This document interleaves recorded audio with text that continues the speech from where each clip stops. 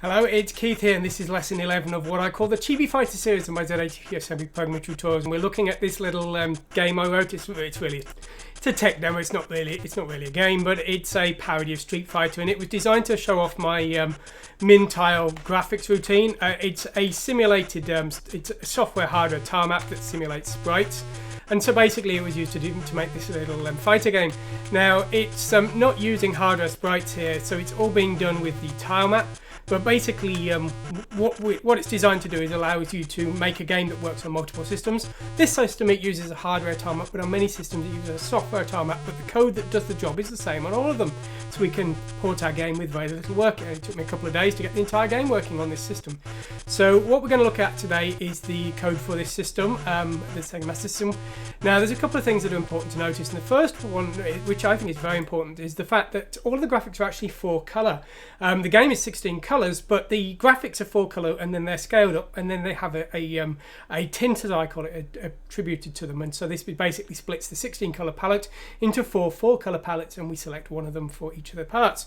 And so if I just run the game again there, we can just sort of basically see them. So the title screen there is using one of the palettes there. The Chibico and the enemy there are using palettes 2 and 3, and the background is using palette 4 there. So we've got 4 palettes in play there for our graphics, but our graphics are only 4 colors, and there's a very good reason that I've decided to do that on this system, and that's because when I write my games, I write them on the outside CPC, a 4-color system, but then if I'm porting them to a 16-color system, all of a sudden the graphics balloon in size, and this can make a game quite hard to port, because a 4-color graphics game might take up 48K and just be a single load, no bank switching game, very nice. But all of a sudden, if the graphics get hugely bigger, maybe that needs now multiple banks, bank switching, multi-loading, it becomes a big problem. And so by using the same graphics colors on all the systems, it means the game stays small and reduces the number of problems importing it. And so that's the decision I've made. The other thing we're doing is we're using ChibiTrax, my multi-platform sound player, and we're using interrupt-based sound. So this is an example of 4-color tile graphics and also multi-platform sound and interrupt-based sound. So we're going to take a look at that as well. So first of all, let's discuss what it takes to get the sound working. It doesn't take too much, but there's a few things you might need to bear in mind. So basically, we're using interrupt mode 1, and so that means we need to put a jump to our interrupt handler at memory address 00338 in ROM. So we've got a jump there to the interrupt handler. Our interrupt handler is very straightforward. Basically, all we're doing is we're backing up all the registers that our code needs. ChibiTrax will use basically the HL, BCD, IX, and AF registers. So we're backing up BCD, HL, and IX. It doesn't use the shadow registers, but they are actually used during the rest of my code. So I don't want to use the shadow registers in my interrupt handler because it would cause problems for the rest of the code. But I don't use the AF registers in the rest of the code, so we are using the shadow registers for that. We're updating the music there, that's updating the music, that's all we need.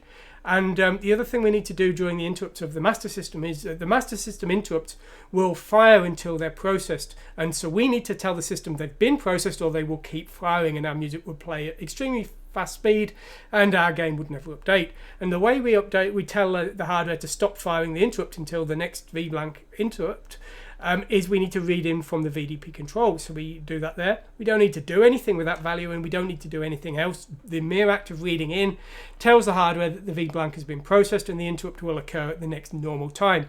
Now, if interrupts were disabled when it should have happened, it will wait until the interrupts are re-enabled and then happens, which is very good.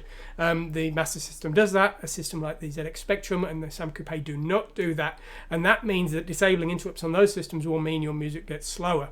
Big problem on those systems actually. So this is the preferable way of doing things. So that's how we handle our interrupt. There's one other thing we do need to do.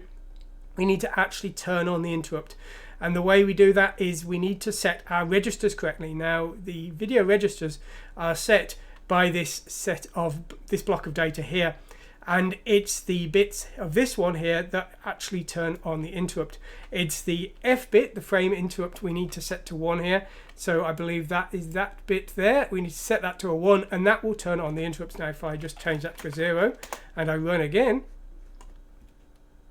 we got no sound. Well, the reason we got no sound is because the interrupts are never happening, so the music is never playing. The other funny thing, of course, we could do is just for a laugh, let's turn off that. Let's disable the clearing of the interrupt, and let's see what happens here, because these are... that music is going like crazy and we can't see our graphics, and that's because the interrupt is endlessly firing, endlessly updating our music. That's two of the common problems I have when I get careless-minded and forget how this system works. So those are the two things you need to do to get your interrupt working okay. Of course, you need to enable interrupts, I guess. That would be the last thing to say. But that's basically all we need to do to get our music playing. Now, with regards to our graphics, as I say, the colours are split into 4 blocks. So we've got yellows and oranges is colour 0. The Chibico colours for palette 1, if you will. Z80 for palette 2.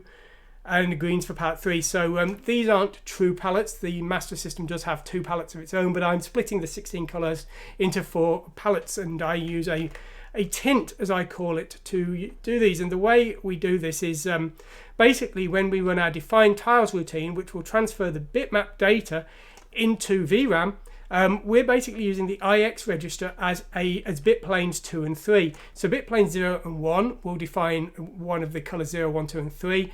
But then to switch between those 4 banks of colours, we're using the IX pair there. As you can see for the background tiles here, we're using the values of 0 there for bit planes 2 and 3. But for the back tiles, which are the green background, we're using the values FFFF there, which will basically select the 4th of those 4 colour palettes. So let's take a look at the define tiles. It's very straightforward. We're pretty much doing the same as we did before in a lot of ways. So basically the define tiles routine is using prepare VRAM, which basically just selects a VRAM destination. It's a very simple routine. Where is it? So we're just selecting the HL pair as the VRAM destination that we all in 40. That is to select it as a writing destination. So that basically just tells the hardware that we're going to be writing data to that address. We then load in 1 byte from our source bitmap data. That's the first bitplane 0, and we write that to VRAM. We then read in another byte, that's bitplane 1, and we write that to VRAM. We then load in the IXL register, that's bitplane 2, and we write that to VRAM. And we load in the IXH register, that's bitplane 3, and load that to VRAM. So that is selecting, that's transferring our 4 colour data, but we're converting it to 16 colours with that tint, as I call it. Now, the tile routines are pretty straightforward, really quite easy on this system because it's a hardware system, very fast. So it has to work in the same way as on the other systems so that most of the code is unchanged. So we have a routine called doStrip, and what this does is it transfers 1 strip of tiles to the screen. Now we're selecting the VRAM destination first of the first tile, and then we're loading in the tile numbers at single bytes from BC, that is our source tile map. If that is a 0, then there's no changes to be made. We use a tile cache, and the value of 0 in that cache means that the current screen data doesn't want changing. So in that case, we would skip to the empty tile routine, which simply moves along to the next destination and recalculates the screen destination, moving the VRAM destination to the next tile position.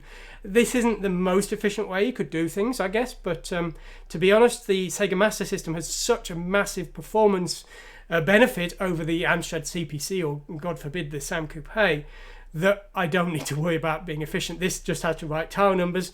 The Sam Coupe has to write huge numbers of bytes to the screens for each of its tiles. So optimization is not an issue for this system, shall we say. Now, once a tile has been selected, if we're doing the background, we need to actually 0 the value in the tile map. The cache for the background needs to be 0'd, but the cache for the sprites does not, and that's why we've got this tile clear option that we can disable to remove that functionality. Now, once we've got our tile number, basically all we're doing is we're adding DE, which is the base tile number. So DE is the offset to the first tile, so we're using a different block of tiles. We're using 128 tiles for our player 1, 128 tiles for our player 2, and the remainder for the background and the font and things.